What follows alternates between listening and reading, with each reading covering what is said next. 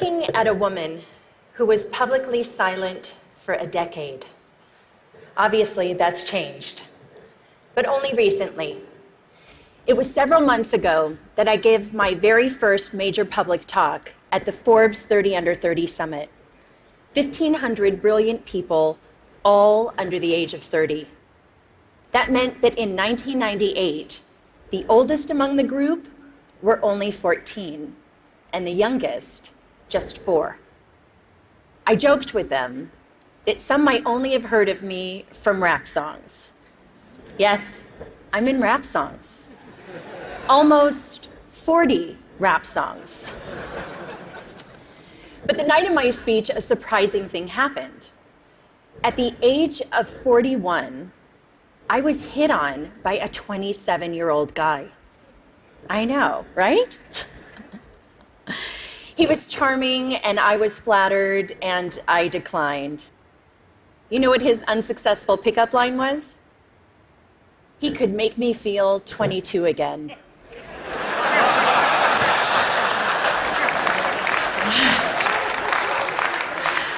I realized later that night, I'm probably the only person over 40 who does not want to be 22 again.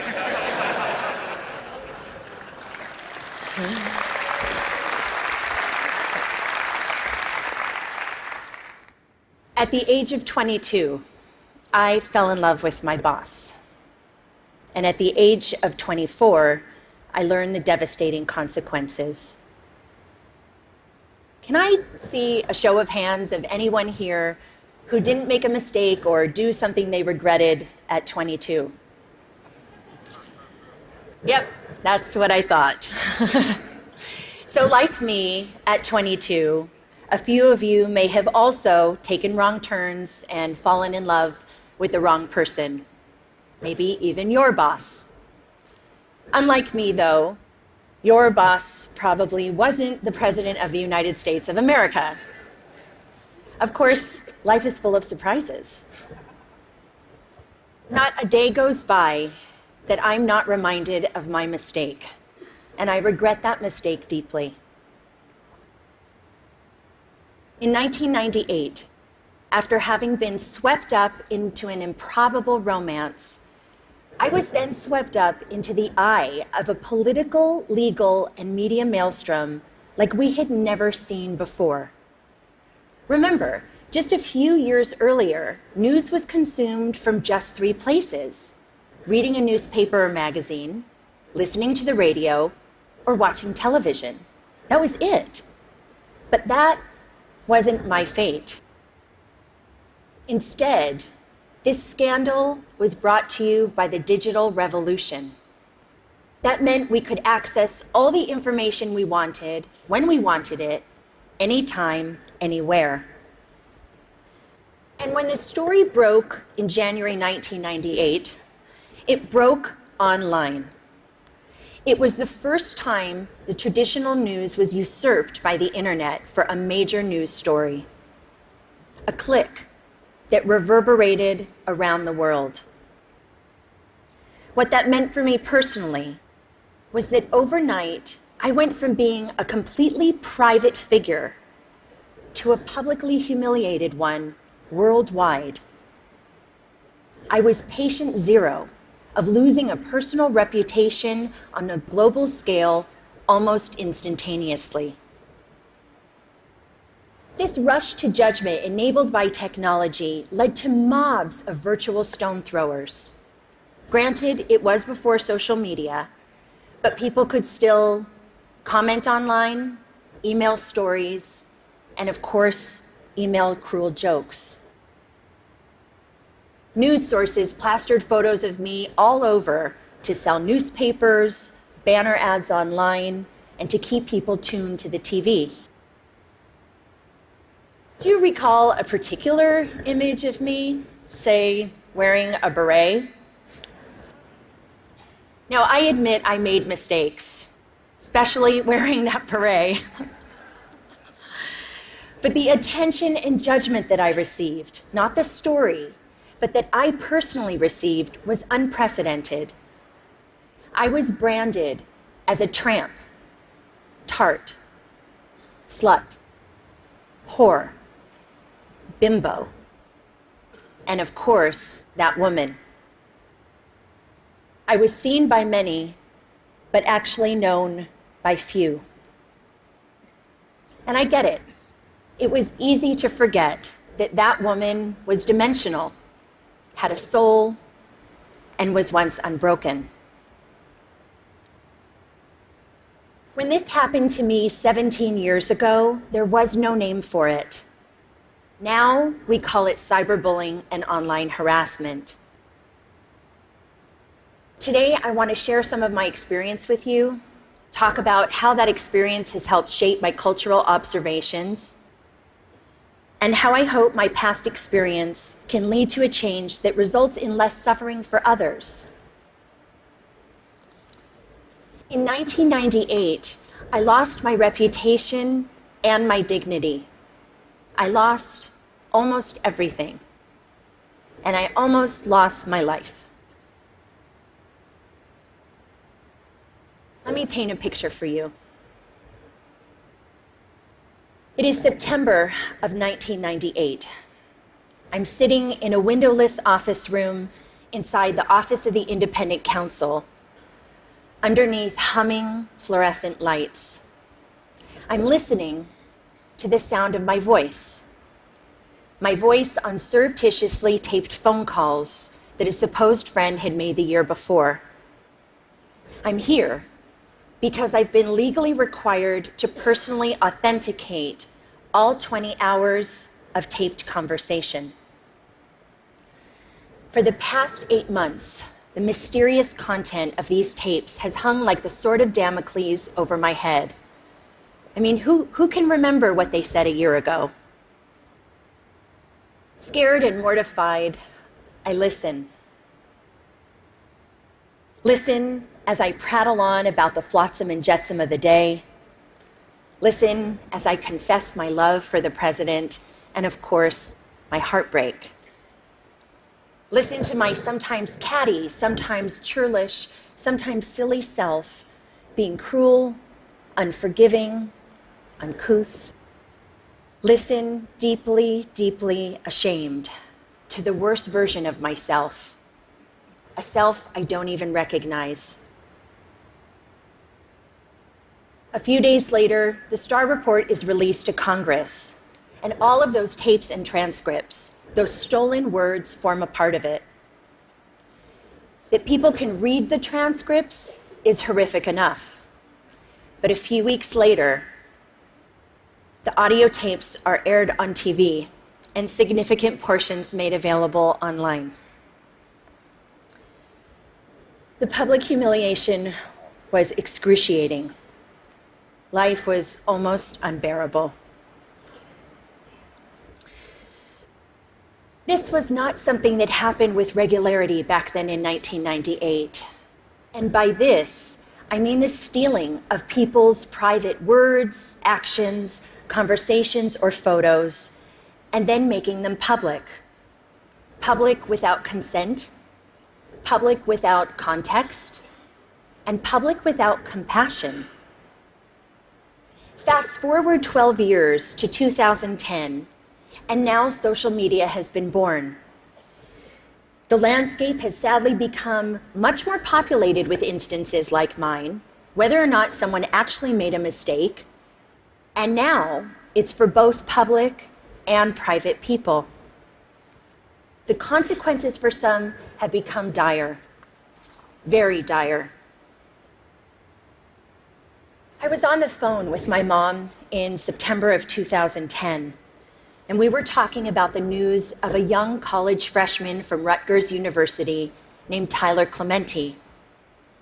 Sweet, sensitive, creative Tyler was secretly webcammed by his roommate while being intimate with another man.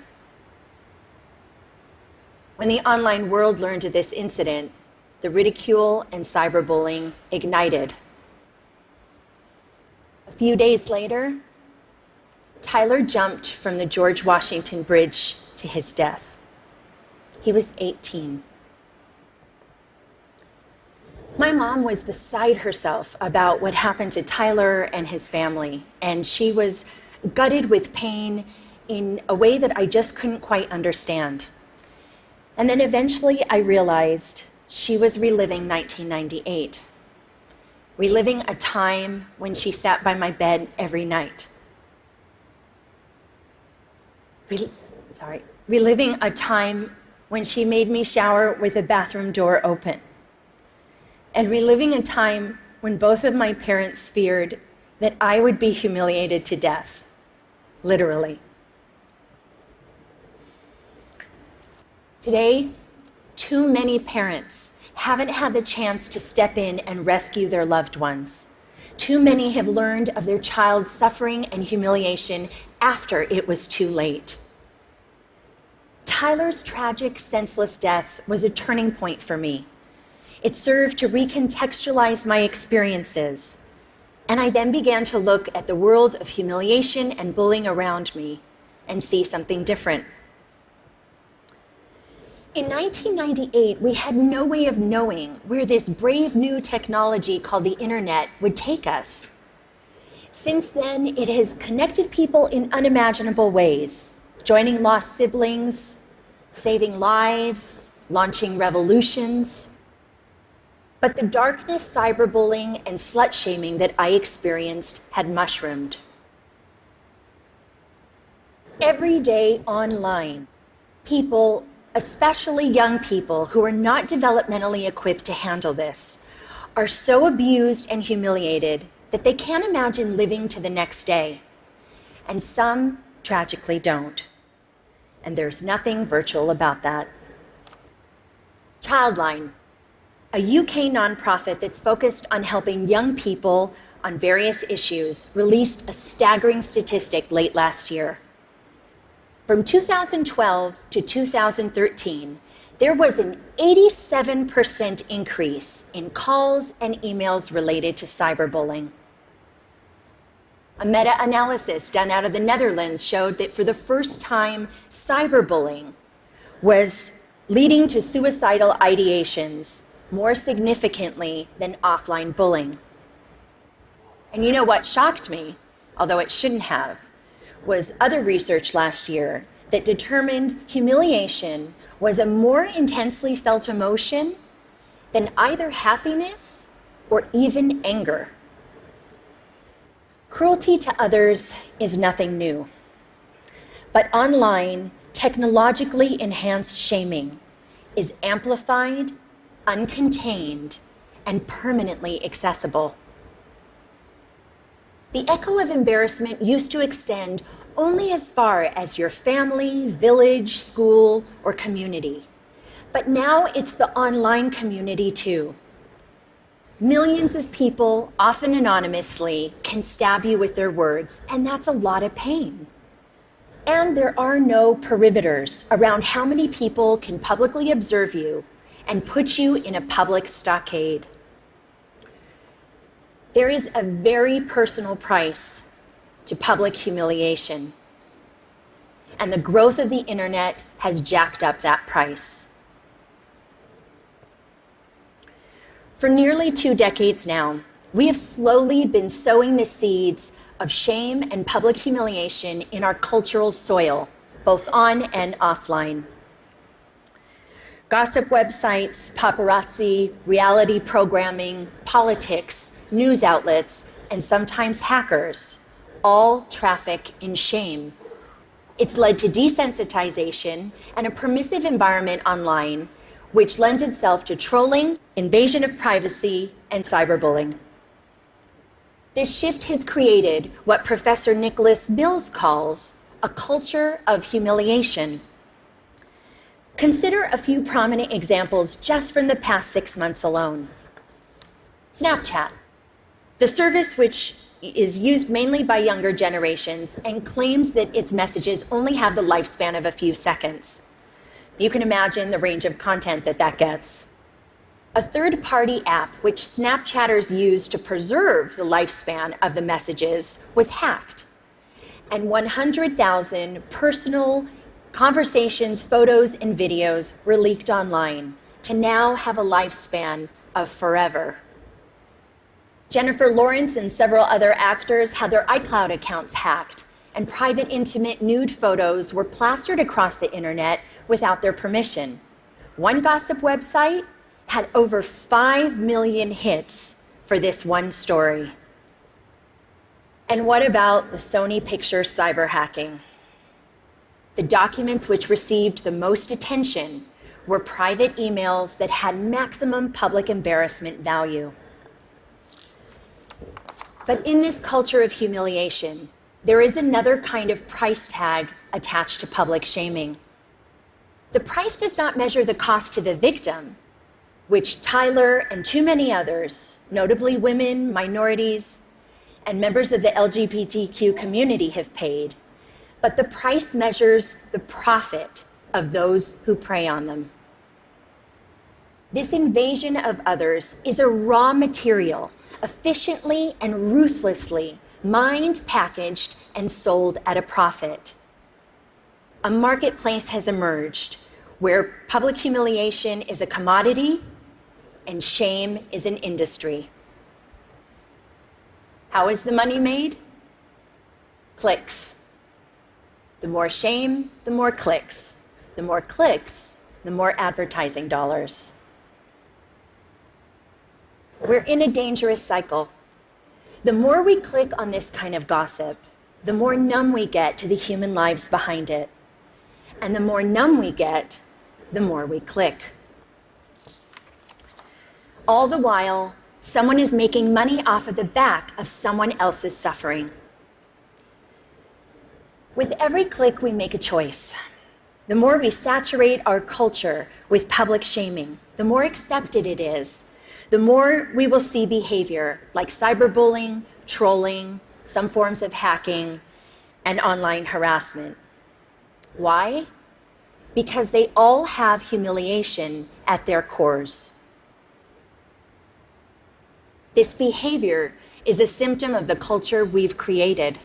Just think about it. Changing behavior begins with evolving beliefs. We've seen that to be true with racism, homophobia, and plenty of other biases today and in the past. As we've changed beliefs about same-sex marriage, more people have been offered equal freedoms. When we began valuing sustainability, more people began to recycle. So as far as our culture of humiliation goes, what we need is a cultural revolution. Public shaming as a blood sport has to stop. And it's time for an intervention on the internet and in our culture. The shift begins with something simple, but it's not easy. We need to return to a long-held value of compassion and empathy. Online, we've got a compassion deficit, an empathy crisis. Researcher Brené Brown said, and I quote, "Shame can't survive empathy. Shame cannot survive empathy." I've seen some very dark days in my life. It was the compassion and empathy from my family, friends, professionals, and sometimes even strangers that saved me. Even empathy from one person can make a difference. The theory of minority influence, proposed by social psychologist Serge Moscovici, says that even in small numbers, when there's consistency over time, change can happen. In the online world, we can foster minority influence by becoming upstanders. To become an upstander means, instead of bystander apathy, we can post a positive comment for someone or report a bullying situation. Trust me, compassionate comments help abate the negativity. We can also counteract the culture by supporting organizations that deal with these kinds of issues, like the Tyler Clementi Foundation in the US. In the UK, there's Anti-Bullying Pro, and in Australia, there's Project Rocket. We talk a lot about our right to freedom of expression, but we need to talk more about our responsibility to freedom of expression. We all want to be heard, but let's acknowledge the difference between speaking up with intention and speaking up for attention. The internet is the superhighway for the id.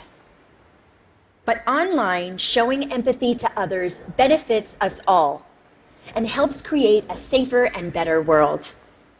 We need to communicate online with compassion, consume news with compassion, and click with compassion.